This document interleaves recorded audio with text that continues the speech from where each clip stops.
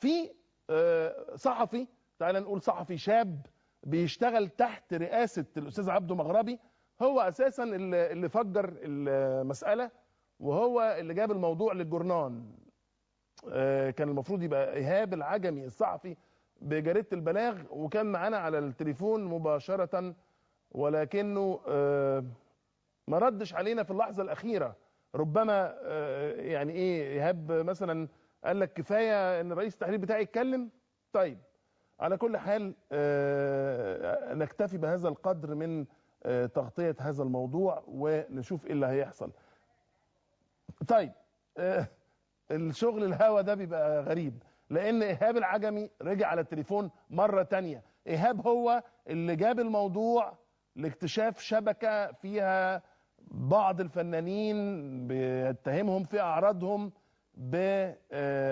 بسمراميس زي ما بيقول صحفي بجريدة البلاغ. إيهاب، انت حاسس انك حطيت الجورنان في موقف لا يحسد عليه؟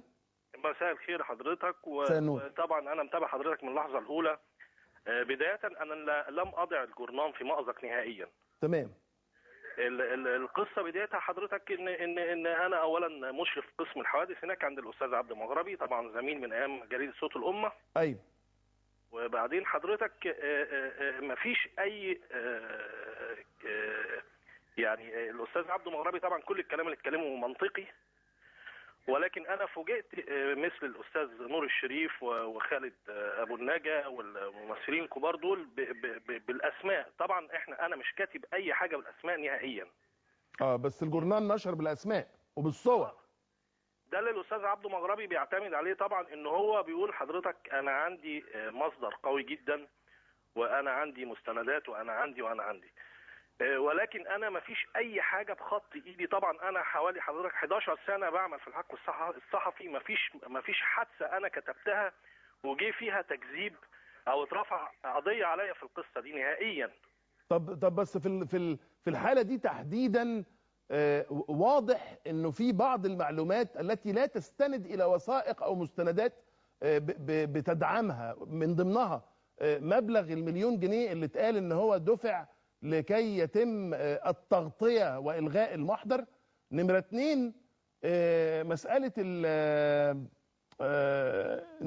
مسألة الأسماء نفسها وظهورها بالشكل ده وتحويلهم للنيابة. دي حضرتك مسؤولية رئيس التحرير الأستاذ عبده مغربي.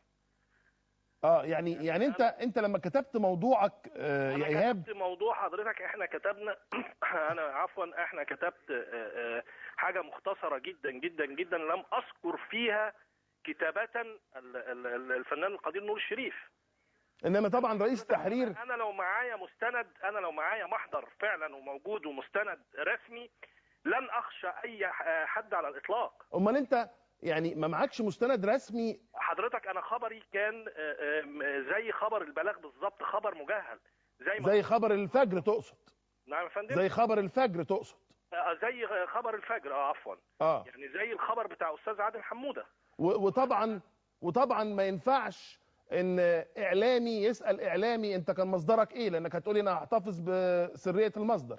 لا طبعا هو طبعا في مصدر، بس انا ما اقدرش حضرتك طبعا اقول اسماء. وعلى فكره انا تحدثت للسيد اللواء حمدي عبد الكريم مساعد اول وزير للعلاقات والاعلام، والسيد اللواء عدلي فايد. ابدو استيائهم الشديد على من الموضوع. طبعا كانوا مستائين جدا جدا من الموضوع، والناس دي انا بثق فيها تماما، طبعا ناس مساعدين وزير، فطبعا انا بثق في كلامهم. هم نفوا تماما وجود اي محضر في الشرطه بالمساله دي. ولكن هو حضرتك يعني مفيش محضر، بس في صور في الجورنال في الصفحه الاولى.